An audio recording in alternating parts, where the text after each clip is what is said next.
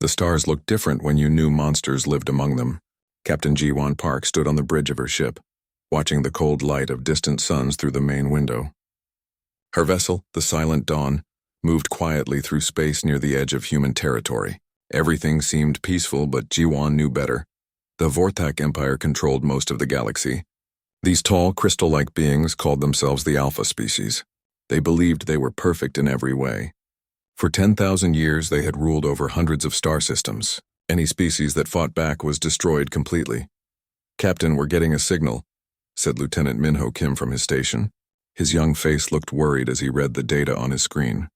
"It's a distress call from Kepler 442b. Ji-won frowned. Kepler 442b was a mining colony with 2 million people. Her husband worked there as an engineer. "How old is the signal?" 3 hours, Captain. But it just cut off." A cold feeling grew in Ji-won's stomach. The Vorthak moved fast when they decided to attack a world. "Set course for Kepler 442b, maximum speed." The Silent Dawn jumped through space faster than light. When they arrived at the mining world, Ji-won felt sick. The planet that used to be green and blue was now smooth glass. The surface glowed with heat. Nothing lived there anymore. "My God," whispered Minho. "The whole planet." "Scan for survivors," Ji-won ordered, though she knew they would find none. The Vorthak never left survivors. Dr. Hyunwoo Choi, the ship's science officer, worked at his instruments. His hands shook as he read the results. "Captain, there are no life signs, but I'm detecting something else. The Vorthak didn't just kill everyone, they took something." "What do you mean?" "Brain patterns. Neural pathways. They stole the consciousness of every person on that planet before they died." Ji-won closed her eyes. She had heard stories about this. The Vorthak collected minds like humans collected books. They stored the consciousness of every species they destroyed in vast computer networks. It was worse than death. It was eternal slavery. "Send a message to Earth Command," she said quietly. "Tell them what we found here." Back on Earth, Admiral Soyeon Lee received the report in her office above the planet. Through her window, she could see the blue world that held 12 billion human lives. For the first time in years, she felt truly afraid. The Vorthak had found humanity. It was only a matter of time before they came. Soyeon called an emergency meeting of Earth's military leaders. In the big room, generals and admirals looked at screens showing the dead mining world. Everyone understood what this meant. "How long do we have?" asked General Min Seok-an. "Based on their usual patterns, maybe 36 hours, Soyeon replied. "They'll send a fleet to process Earth next." "Process?" "Ask someone." "Turn everyone into glass and steal our minds," Soyeon said simply. "Just like they did to Kepler 442b. The room fell silent. Everyone knew about the Vorthak, but they always seemed far away. Now death was coming to Earth itself. Colonel Bora Shin stood up.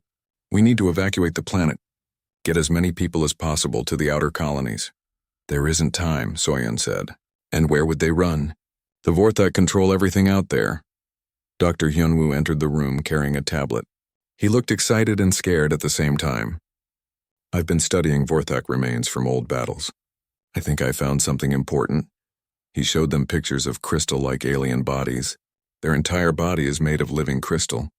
But crystals have a weakness. If you hit them with the right sound frequency, they break apart. "You mean we can hurt them?" asked General Min Seok. "Maybe. But we'd need to create weapons that make these special sounds. And we'd need them fast." President Tai Hyung-yoon had been quiet during the meeting. Now he spoke. "We're not running. Humanity makes its stand here." "Sir, with respect, we can't win against the Vorthak," said Colonel Bora. "They have thousands of ships. We have maybe 50 that can fight in space." "Then we make more," President Taehyung said firmly. "We turn every ship into a weapon. Every person into a fighter. If we're going to die, we die protecting our home." Meanwhile, on the other side of the galaxy, War Master Kethmore stood in his crystal ship. His body was 12 feet tall and made of purple crystal that glowed with inner light. Like all Vorthak, he had no face, just a smooth crystal head with glowing eyes. "The humans have been found," reported one of his officers.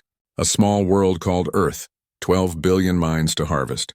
Kethmore was pleased. Humans were supposed to be clever for such a young species. Their consciousness would make fine additions to the Vorthak archives. "Prepare the Apex fleet," he ordered. 300 ships should be enough. The Vorthak had never faced real resistance. Most species gave up when they saw the size of the Vorthak fleet. The few that fought were destroyed easily. Humans would be no different. Back on Earth, engineer Wu Jinhan worked without sleep to modify human ships. He and his team stripped mining equipment from cargo vessels and turned them into weapons. They took apart factories and rebuilt them into ship guns. Every human settlement sent whatever they could. Dr. Nari Zhong, a quantum physicist, worked on something even more dangerous. She was building a bomb that could tear holes in space itself. It was incredibly risky. If something went wrong, it could destroy Earth's entire solar system. The weapon is ready, she told Admiral Soyon, but someone has to fly it right into the middle of their fleet and set it off manually. That's suicide, Soyon said. Yes, but it might be our only chance. Captain Jiwan volunteered immediately. The Vorthak had killed her husband when they destroyed the mining world. She wanted revenge. I won't let you go alone, said Lieutenant Minho. The whole crew of the Silent Dawn volunteers. As Earth's defenders prepared for battle, long-range sensors detected something terrifying. 300 Vorthak ships had appeared at the edge of the solar system. Each ship was the size of a city. They moved slowly toward Earth like a wall of death. The largest ship was Kethmore's flagship. Inside its crystal halls, the War Master looked at images of Earth. Such a pretty blue world. Soon it would be glass like all the others. Begin the attack, he ordered. Show these humans what happens when they exist in Vorthak space. But as the alien fleet moved closer to Earth, they detected something unexpected. Instead of fear and panic, they found defiance. Human ships, small and patched together, were moving to meet them. The humans were actually going to fight. Kethmore was amused. This would be entertaining before the inevitable slaughter began. Earth buzzed with activity like a disturbed anthill. In every city, people worked day and night to prepare for the coming war. Factory workers built weapons they had never seen before. Farmers loaded food onto evacuation ships. Children helped their parents pack emergency supplies. Dr. Hunwoo Choi stood in his laboratory, surrounded by pieces of dead Vorthak soldiers. The crystal fragments came from old battles where humans had fought small Vorthak scouting groups. Nobody had won those fights, but at least they had bodies to study. The crystal structure is amazing, he told his assistant while pointing at a purple shard. It's stronger than our best metals.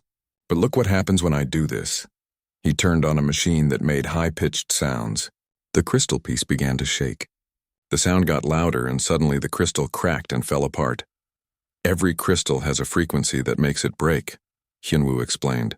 The problem is finding the right frequency for living Vorthak crystal, and then making weapons that can produce that sound in space. His assistant looked worried. Can we do it in time? The alien fleet will be here in 30 hours. We have to try. Across the city, Colonel Bora Shin stood in the evacuation center. Thousands of families waited in long lines with their belongings. Mothers held crying babies. Old people sat on benches looking confused and scared. Status report, Bora asked her aide. We've evacuated 2 million people to the outer colonies, the aide replied. But that's less than 1% of Earth's population. The transport ships can't carry everyone. Bora felt helpless. Even if they worked for a year, they couldn't save everyone on Earth. Most people would have to stay and fight or die. A young mother approached her. Colonel, please. My daughter is only 5 years old. Isn't there room on the next ship? Bora looked at the little girl who was holding a stuffed rabbit. I'm sorry. The ships are full. But we're going to protect Earth. We're going to win. The mother didn't believe her. Neither did Bora. In the presidential palace, President Tae Hyung-yoon met with his advisors. Maps of the solar system covered the walls. Red dots showed where Vorthak ships were moving toward Earth. The public is starting to panic, said his chief of staff. Riots have broken out in 3 cities. People want to know why we're not running. Because there's nowhere to run, President Taehyung replied. The Vorthak control the galaxy. If we run now, they'll just hunt us down later. At least here we can make a stand. Sir, our fleet is no match for theirs. We have 50 combat ships. They have 300. Then we'll build more ships. Turn every cargo vessel into a fighter. Every mining platform into a weapon. This is our home. We defend it. Engineer Wu Jinhan hadn't slept in 2 days. His team worked in the orbital shipyards, welding metal plates onto civilian ships. They attached mining lasers to passenger liners. They bolted missile launchers onto garbage collectors. This is crazy, said one of his workers. These aren't warships. They're flying junk. Flying junk that might save Earth, Wu Jin replied. The Vorthak expect us to have normal weapons. They don't know about industrial equipment used as guns. Dr. Nari Jung worked alone in her secret laboratory. The fold space weapon sat on the table in front of her. It looked like a simple metal box, but inside was technology that could tear holes in reality itself. The weapon worked by collapsing space around a target. Everything within a certain area would be crushed into nothing. But the device was incredibly dangerous. If it exploded the wrong way, it could destroy Earth's entire solar system. Admiral Soyeon needs to understand the risks, Nari told herself as she prepared her report. This weapon could save us or kill us all. Admiral Soyeon Lee read the report in her command center. Around her, officers tracked the approaching Vorthak fleet on massive screens. The alien ships moved steadily toward Earth like a slow avalanche. Dr. Nari's weapon could work, Soyeon told her staff, but someone has to fly it directly into their formation and activate it manually. That's suicide, said her tactical officer. Yes, but if we do nothing, 12 billion people die anyway. Captain Ji-won Park sat in her ship, the Silent Dawn. Her crew gathered around her in the small meeting room. These people had served with her for 3 years. They were more than crew members. They were family. I've volunteered to carry the fold space weapon, she told them. This is a one-way mission. Anyone who wants to transfer to another ship can do so. No shame in that, Lieutenant Min-ho Kim spoke first. Captain, you saved my life during the pirate attack last year. If you're going, I'm going. One by one, every crew member volunteered to stay. They would face death together. Across Earth's cities, similar scenes played out. Soldiers said goodbye to their families. Pilots checked their equipment one last time. Factory workers finished the last weapons they would ever build. In space, the Vorthak fleet continued its approach. War Master Kethmore stood on his bridge, watching the blue planet grow larger on his screens. His ship was called the Crystal Death, and it had destroyed 1,000 worlds. The humans are moving ships to intercept us, reported one of his officers. Primitive vessels. Nothing that could threaten us. Kethmore studied the data. Humans had about 60 ships now, patched together from civilian vessels. Against his 300 warships, it was hardly worth calling a battle. They're brave, he admitted. Most species surrender when they see our fleet. These humans actually think they can fight? Should we offer them surrender terms? Asked his officer. No. Bravery should be rewarded. We'll make their deaths quick. Back on Earth, Dr. Hyunwoo finally had good news. I found it! He shouted to his team, the frequency that breaks Vorthak crystal. It's a very specific sound wave. I can modify our ship weapons to produce it. He sent the information to engineer Woo Jin, who began updating every human weapon. Mining lasers were changed to sound generators. Missile warheads were replaced with sonic charges. President Tae-hyung spoke to the planet on every television and radio channel. People of Earth, in 18 hours, the alien fleet will arrive. Some of you will evacuate to safe places. Most of you will stay here with me. We're going to show these Vorthak that humanity doesn't surrender. We don't kneel. We fight. In living rooms and factories, in schools and hospitals, 12 billion people heard their president's words. Many were afraid. Some were angry. All of them were ready to defend their home. The Vorthak fleet was only 12 hours away now. On Earth, the final preparations began. Weapons were loaded. Ships took off for their battle positions. Families hugged each other goodbye. Admiral Soyeon stood on her command platform, looking out at the stars. Somewhere out there, 300 alien ships were coming to destroy everything she loved. But Earth would not die quietly. Humanity would make the Vorthak remember this day forever. All ships, this is Admiral Lee. She broadcast on all channels. Take your positions. Remember, we're not just fighting for Earth. We're fighting for every species the Vorthak have enslaved. Today we show the galaxy what freedom looks like. In space around Earth, 60 human ships arranged themselves in defensive formations. They looked tiny compared to what was coming. But each ship carried the hopes of 12 billion people. The battle for Earth was about to begin. The first shot of the war came from humanity. Commander Seok Jin-oh watched from his modified cargo ship as the Vorthak fleet approached Earth. The alien vessels looked like floating cities made of purple crystal. Each one was 10 times larger than his biggest human warship.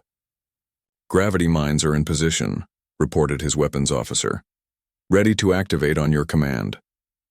Seok Jin had spent 2 days placing special mines throughout space around Earth. The mines used gravity to crush anything that came near them. It was an old mining technique, but no one had ever used it as a weapon before.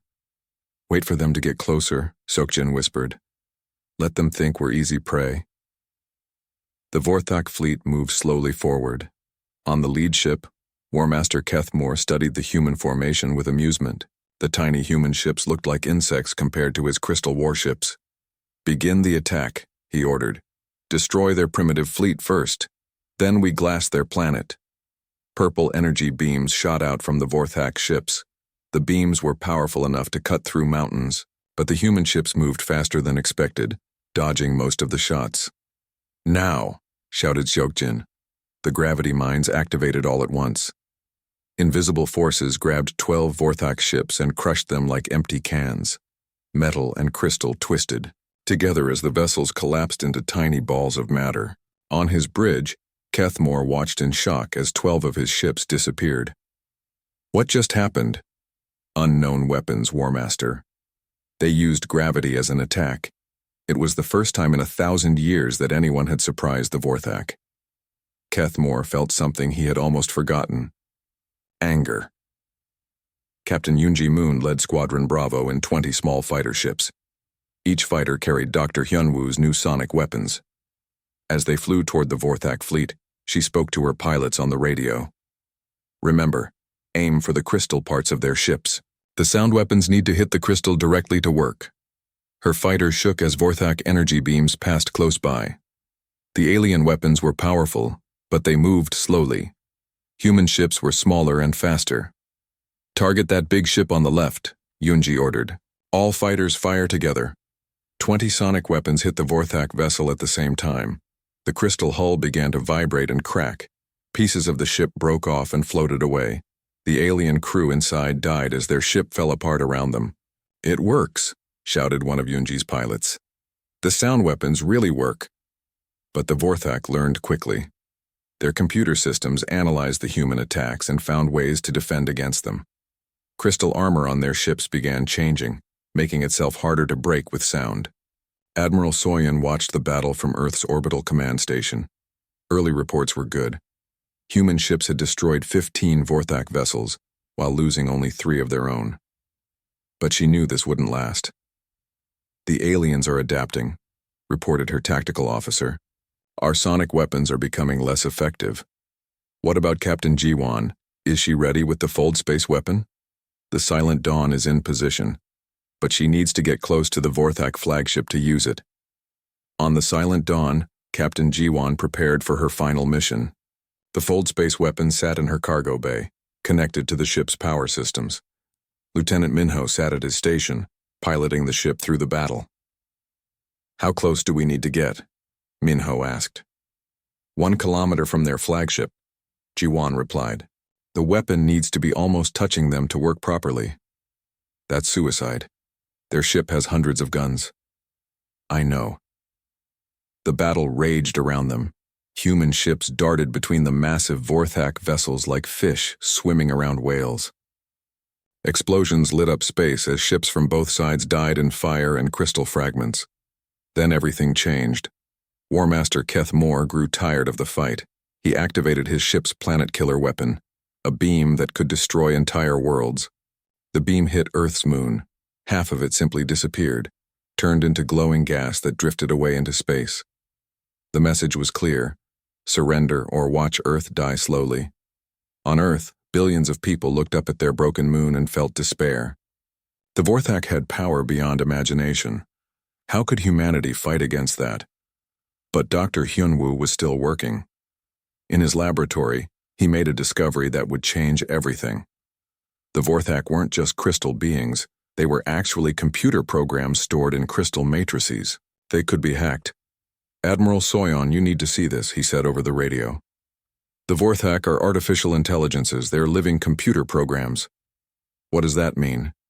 "It means we might be able to attack their minds directly, but I need someone who knows about computer hacking." Specialist Doyeon Kang had been a corporate hacker before joining the military. She understood computer systems better than anyone on Earth.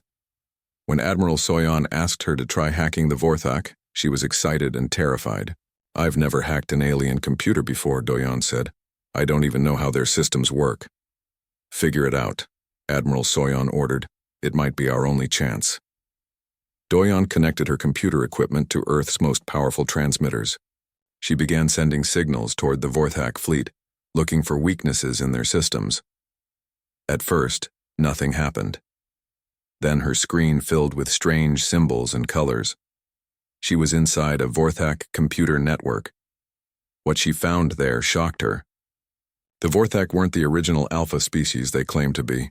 They were parasites. 50,000 years ago, they had killed the real alpha species and stolen their technology. I can see their memories, Doyon reported. The real alpha species was called the Zanari. The Vorthak murdered them all and took their place. This information was a weapon more powerful than any bomb. Admiral Soyon immediately broadcast the truth on all frequencies. Every Vorthak ship heard the message. You are not the alpha species. You are murderers and thieves. The effect was immediate and devastating. The Vorthak collective mind, which had believed in their superiority for 50,000 years, began to fracture. Some Vorthak ships stopped fighting. Others turned their weapons on each other. On his flagship, War Master Kethmore felt his world collapse. The memories he had suppressed for millennia came flooding back. He remembered the real alpha species, the beautiful and wise Zanari. He remembered helping to kill them all.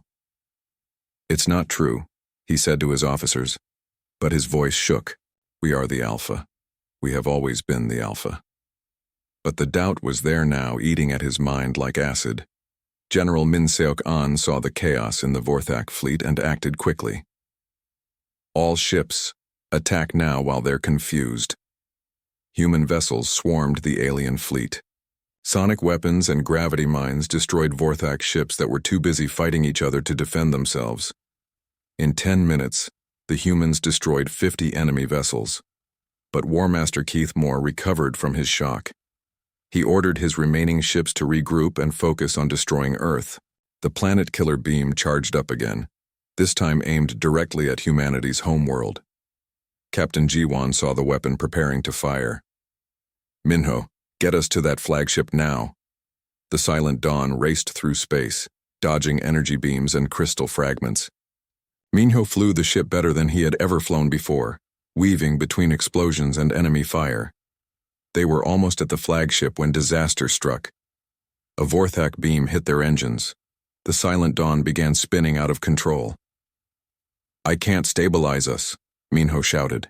We're going to crash into their ship. Jiwon smiled grimly. Maybe that's even better. Prepare to activate the fold space weapon on impact. As the Silent Dawn spun toward the Crystal Death, both ships prepared for a collision that would change the war forever. The Silent Dawn crashed into the side of the Crystal Death like a metal fist punching through glass. The impact sent shockwaves through both ships. On the Vorthak flagship, War Master Kethmore was thrown against his crystal throne. Damage report, he demanded. Minor hull breach, War Master. The human ship is embedded in our outer wall. Their crew is probably dead. But Captain Jiwon was still alive. Blood ran down her face from a cut on her forehead, and her left arm felt broken. Lieutenant Minho groaned nearby, trapped under a fallen beam. The fold space weapon, she gasped. Is it still working? The device sat in the cargo bay, its lights still blinking. But something had changed during the crash. Instead of being set to destroy, it was now configured to transmit. Dr. Nari's weapon could now broadcast its technology to every receiver in the galaxy. Minho, can you reach the activation switch? I think so, Captain. He stretched his good arm toward the control panel. But what will it do now? I don't know. But it's better than letting the Vorthak win. Meanwhile, Specialist Doyon Kang continued her digital assault on the Vorthak network. Inside their computer systems, she found something amazing. Fragments of the original Zanari consciousness still existed, hidden in deep memory banks. Admiral Soyon, the Zanari aren't completely dead, she reported over the radio. Parts of their minds were saved in the Vorthak computers. They've been trapped there for 50,000 years. Can you communicate with them? I'm trying. but they're very weak. The Vorthak have been using their consciousness as processing power for their own systems. On planets across the galaxy, other species had heard humanity's broadcasts about Vorthak weapons and the truth about the Alpha Lie. The Kethvar, tall blue beings who had served the Vorthak for 1,000 years, suddenly realized they were stronger than their masters. Commander Veltar of the Kethvar Rebellion looked at the weapon plans the humans had transmitted. "These sound weapons can actually hurt them," he told his fighters. "For the first time, we have a chance to fight back." Similar scenes played out on dozens of worlds. The Morrigan lizard people began attacking Vorthak outposts. The gas-being Nethys sabotaged Vorthak equipment. The primitive Thok, who had been kept at Stone Age technology by Vorthak interference, suddenly had access to advanced weapons. The galaxy was rising up. Lieutenant Minho finally reached the activation switch for the Fold space weapon.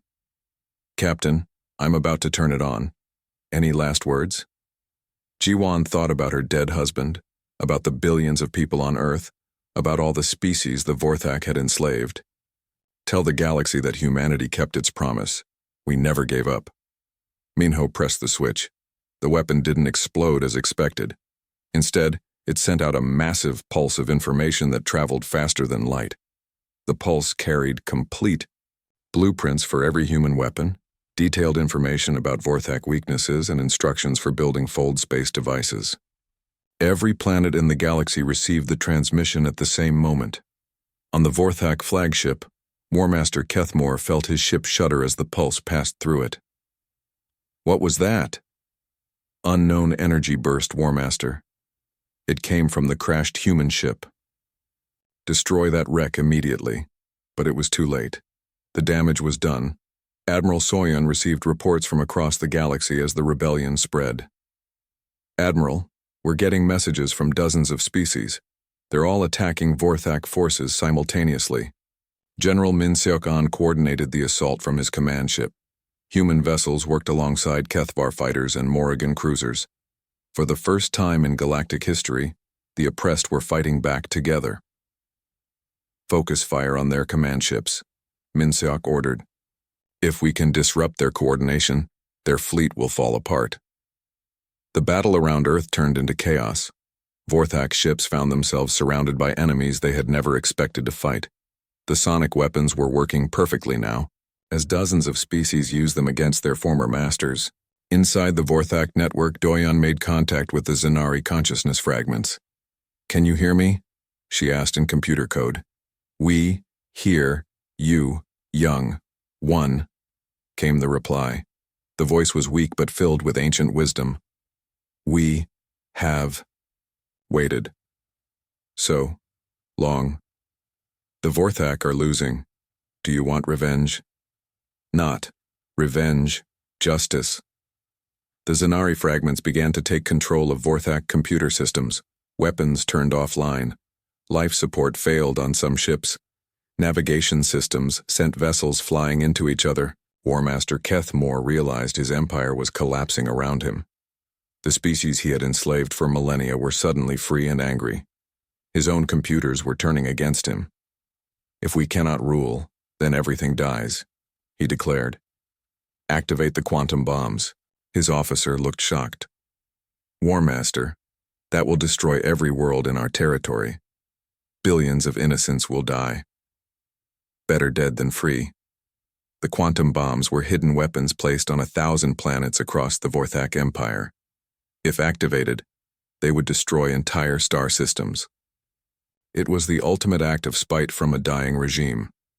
On Earth, Dr. Hyunwoo detected the quantum signals. "Admiral, they're preparing to destroy every world they control. If those bombs go off, half the galaxy dies." Admiral Soyan felt the weight of the universe on her shoulders. Humanity had started this rebellion to save Earth. Now they might have doomed billions of innocent people. "Can we stop the bombs?" "Not from here. We'd need to be on each planet to disarm them." "How long do we have?" 6 hours before they all explode." President Taehyung-yoon received the news in his bunker beneath Earth's surface. The planet shook as the battle raged overhead, but he had to make an impossible decision. "We can save Earth," his advisor said. Our ships can destroy the remaining Vorthak fleet, but we can't save the other worlds. So we choose between our survival and our souls, President Taehyung said quietly. On the damaged Silent Dawn, Captain Ji-won listened to the radio chatter about the quantum bombs. Her ship was still stuck in the side of the Vorthak flagship, but her weapons still worked. Minho, can you contact the other Zanari fragments? I think so. Why? The Vorthak stole Zanari technology. Maybe the Zanari know how to stop their own weapons. It was a desperate hope, but it was all they had. Through the computer network, Doyon reached out to Zanari consciousness across the galaxy. Ancient ones, your destroyers have planted bombs on 1,000 worlds. Can you help us save them? The response came from many voices speaking as one. The weapons are ours. We can stop them, but we need more power. What kind of power?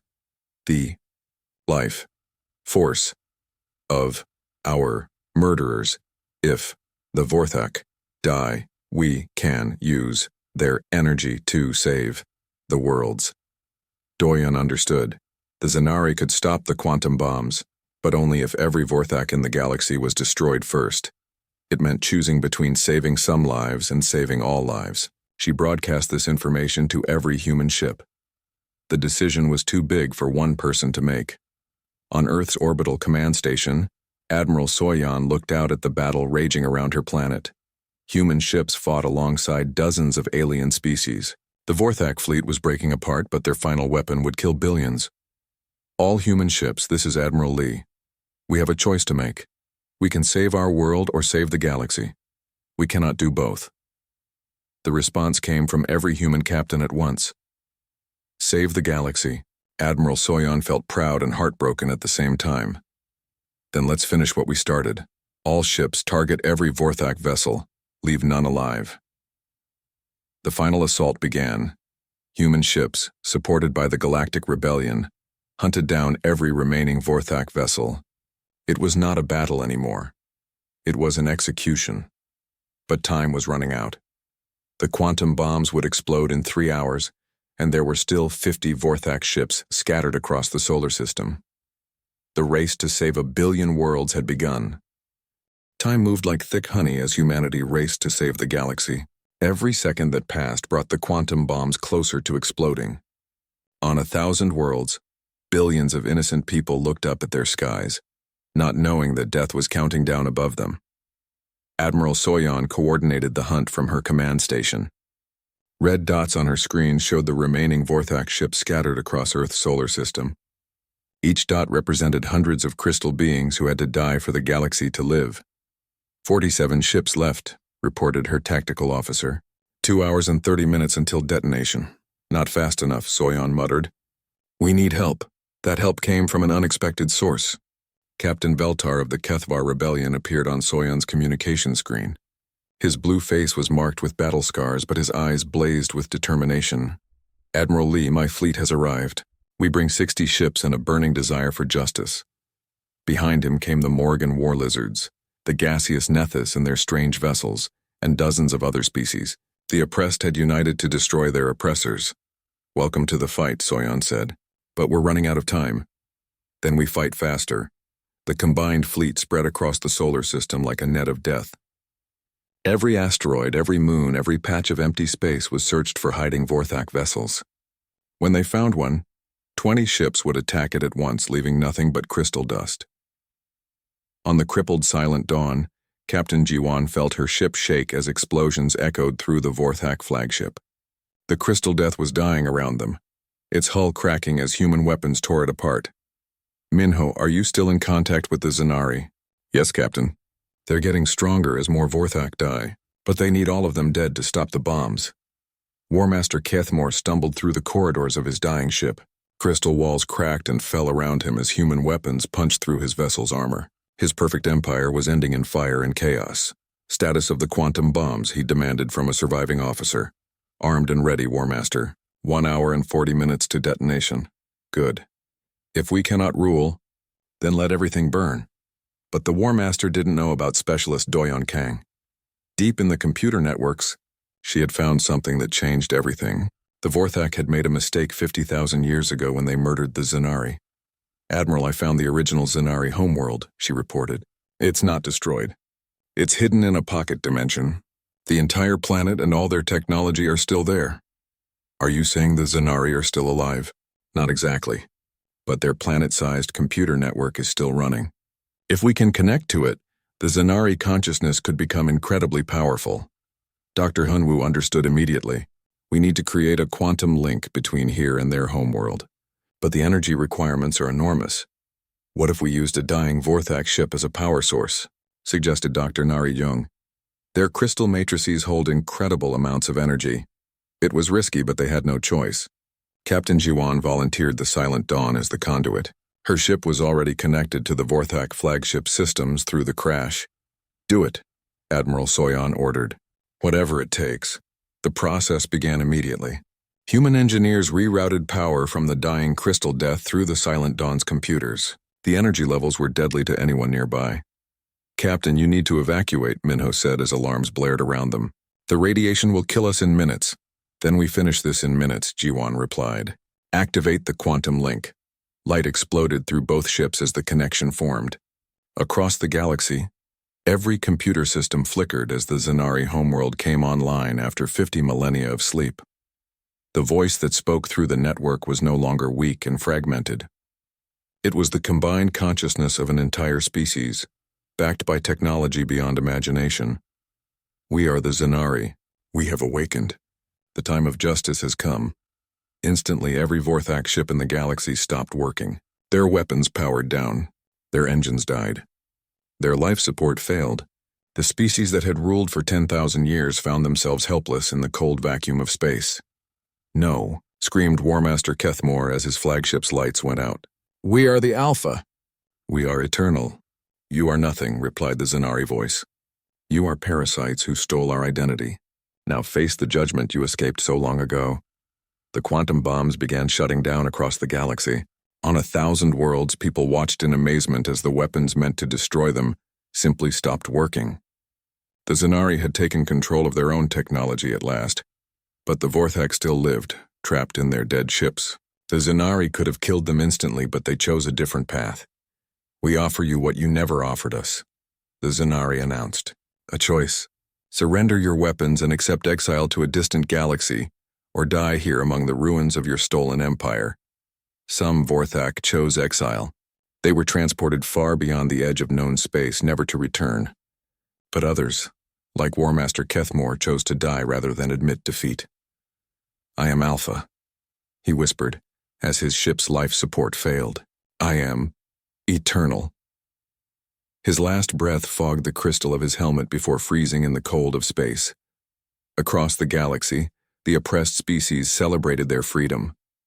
On the Kethvar homeworld, blue beings danced in streets they had thought they would never see again. Morrigan war drums beat victory songs on a dozen planets. The gas beings of Nethys created beautiful light displays in their cloudy skies. But humanity faced a difficult choice. Earth was safe, but the planet had been damaged by the battle. Half the moon was gone. The orbital cities were in ruins. Millions of people were dead. "We can rebuild," President Taehyung said during the emergency meeting. "Earth will heal." "Or we can do something more," suggested Admiral Soyan. "The galaxy is free now, but it needs guidance. It needs protection from the next species that tries to become Alpha." Dr. Hyunwoo looked at the data from their victory. "The Zanari are offering to share their technology with us. We could help other species develop faster, safer, make sure no one stays primitive enough to be easily conquered." "You're talking about spreading humanity across the galaxy," realized Colonel Borishin. "Becoming teachers and protectors for everyone. Not rulers," Admiral Soyan said firmly. "Never rulers, just guardians." The decision wasn't easy. It meant leaving Earth behind for many humans. It meant taking responsibility for billions of lives across thousands of worlds. But it also meant ensuring that no species would ever again call itself Alpha over others. President Taehyung stood at his window, looking up at Earth's broken moon. "The Vorthak ruled through fear and dominance. We'll protect through knowledge and cooperation. That's the difference between tyrants and heroes." The vote was unanimous. Humanity would spread across the galaxy. not as conquerors but as liberators and teachers. They would share technology, help primitive species advance, and watch for signs of new tyranny. Captain G1 Park became the first human ambassador to the Zenari homeworld. Standing in crystalline halls that had waited 50,000 years for visitors, she made humanity's promise official. "We will never let another species suffer as you did," she said to the ancient consciousness. "Never again will anyone claim to be alpha over others." "Then let this be the beginning of a new age," the Zenari replied. "An age where all species can reach for the stars together." The Vorthak Empire was dead. The alpha species had fallen, and from Earth, a young species called humanity began its greatest adventure, teaching the galaxy that true strength came not from ruling others, but from lifting them up. The age of tyrants was over. The age of cooperation had begun.